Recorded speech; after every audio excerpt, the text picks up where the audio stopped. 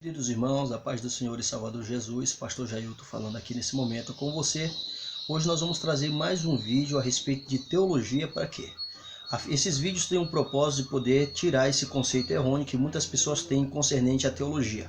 Sendo que todos os dias elas estudam teologia, mas muitas das vezes pela falta do conhecimento e do entendimento não sabem dessa informação.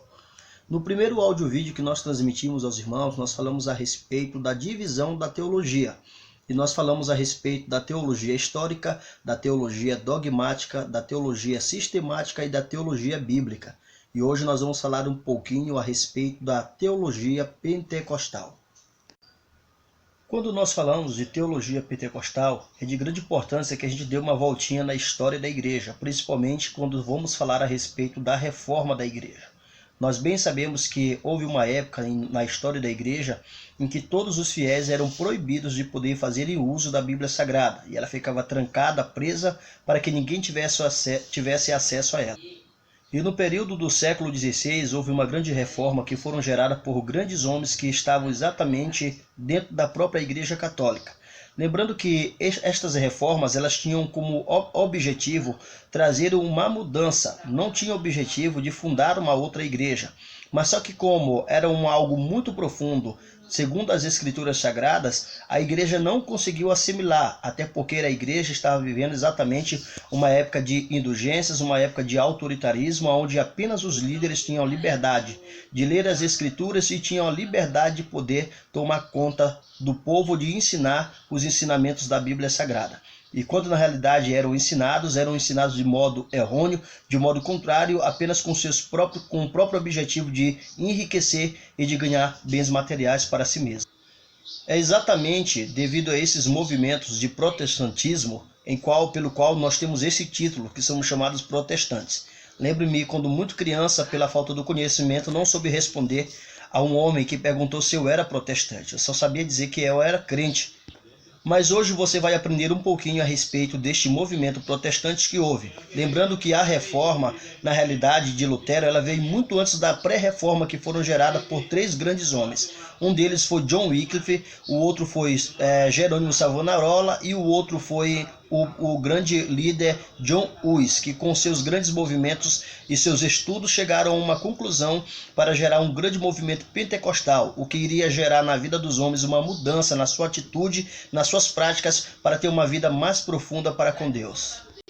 E trazendo a vocês neste momento, lembrando que antes mesmo de vir John Wycliffe, antes de vir Jerônimo Savonarola e muito antes de vir o John Huss, houve um homem na história que gerou uma grande revolução, e o seu nome era Pedro Valdense, aonde origina-se também os seus seguidores, conhecido como valdenses. Esse homem veio com uma grande importância na história da igreja para poder tentar fazer com que o povo tivesse acesso às Sagradas Escrituras. Ele não era nenhum padre, ele não era nenhum pastor, ele era um homem comum, e ao mesmo tempo ele não era comum, porque na realidade aquele homem ele tinha um propósito de fazer o quê? Com que ele viesse traduzir toda a língua. Não era nenhum padre, ele não era nenhum pastor, ele era um homem comum, e ao mesmo tempo ele não era comum, porque na realidade aquele homem ele tinha um propósito de fazer o quê? Com que ele viesse traduzir toda a Bíblia para a linguagem, melhor dizendo, popular, para que todos tivessem acesso a ela e entendessem o que as Sagradas Escrituras estavam dizendo. Como bem sabemos, em toda a história da Igreja Católica, durante todo esse período da história da Igreja, era muito ensinado de que o homem, mesmo depois que morresse alguém da sua família, teria que pagar as indulgências para que aquela pessoa saísse do purgatório e recebesse o seu lugar no céu. E quanto isso, a Bíblia Sagrada estava sendo presa para que ninguém tivesse acesso, na realidade, à verdade do que ela ensinava.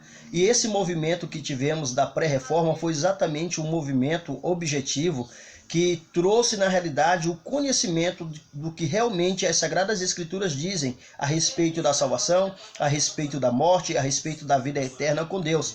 E foi exatamente uma grande ferramenta a vida de Pedro Valdense para poder mudar a história. E esta mudança, essa persistência de querer trazer o conhecimento ao conhecimento de todo o público, gerou uma grande mudança nos ensinamentos que eram gerados pela Igreja Católica, de acordo a eles que estava à luz da Bíblia Sagrada. quando na realidade não estava nada à luz da Bíblia, era apenas ensinamentos de homens que eram gerados para promoção própria. De acordo com estes estudos, de acordo com esta busca de conhecimento, a qual Pedro Valdense ele buscou declarar ao povo, trouxe 5 princípios que iriam desta feita combater os ensinamentos que a Igreja Católica realizava diante do povo, onde o povo não tinha o conhecimento. E esses 5 princípios eles foram dados o nome de solas. O que quer dizer isso?